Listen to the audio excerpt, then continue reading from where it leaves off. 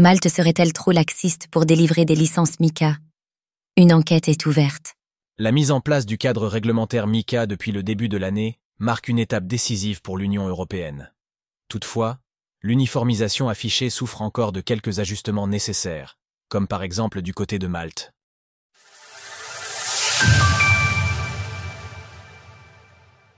Malte dans le viseur de l'Autorité européenne des marchés financiers, ESMA.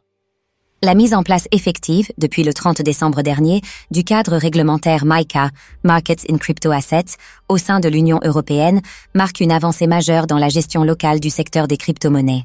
Toutefois, son statut de premier texte du genre pour une juridiction de cette envergure ne doit pas laisser penser qu'il s'agit nécessairement du meilleur possible. En effet, les récentes et rapides avancées américaines dans le domaine obligent déjà certains responsables à demander une révision urgente vers une version MiCA 2 plus concurrentielle. Dans le même temps, certains dysfonctionnements internes font déjà apparaître une disparité dans la distribution des fameuses licences nécessaires afin de pouvoir opérer en tant que prestataire de services sur cryptoactifs, CASP, c'est-à-dire obtenir une licence conforme à MiCA. Découvrez notre top 10 des meilleures plateformes crypto en 2025. Une situation récemment mise en lumière par l'Autorité européenne des marchés financiers, ESMA, chargée de superviser la bonne mise en pratique du cadre réglementaire MiCA.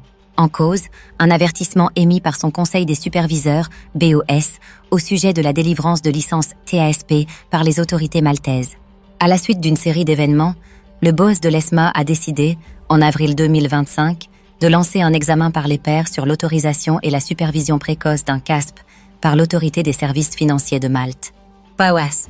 Règlement MiCA versus Forum Shopping.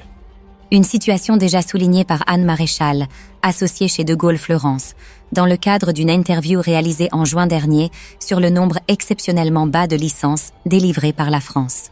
En effet, elle ne manquait pas de rappeler la nécessité de présenter un paysage réglementaire homogène, en particulier face au risque évident de forum shopping, c'est-à-dire la capacité de certains acteurs à saisir la juridiction la plus favorable pour déposer leur demande d'agrément réglementaire. Serait-ce le cas de l'Autorité des services financiers, MFSA, de Malte?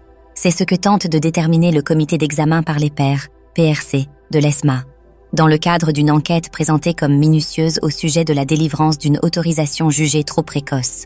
Bitfavo décroche sa licence MiCA pour proposer ses services dans toute l'Europe. L'examen par les pairs analyse les approches adoptées par l'Autorité maltaise des services financiers, MFSA, dans l'autorisation et la surveillance précoce d'un KSP et fournit des recommandations pour renforcer ces processus. Il identifie dans l'ensemble un bon niveau de ressources et d'engagement de supervision au sein de l'autorité, avec certains domaines d'amélioration liés à l'évaluation des autorisations. ESMA. Selon les détails du rapport de l'ESMA, l'autorité maltaise aurait répondu de façon imparfaite aux exigences réglementaires liées à l'autorisation d'un prestataire de services sur cryptoactifs, CASP. Impossible toutefois de savoir si l'acteur crypto concerné, dont le nom reste pour le moment inconnu, risque de voir sa licence suspendue ou tout simplement annulée. Un pays membre de l'espace économique européen peut en tout cas décider de refuser les services d'une entreprise détenant une licence MiCA s'il estime qu'elle ne répond pas aux critères requis pour obtenir cette dernière.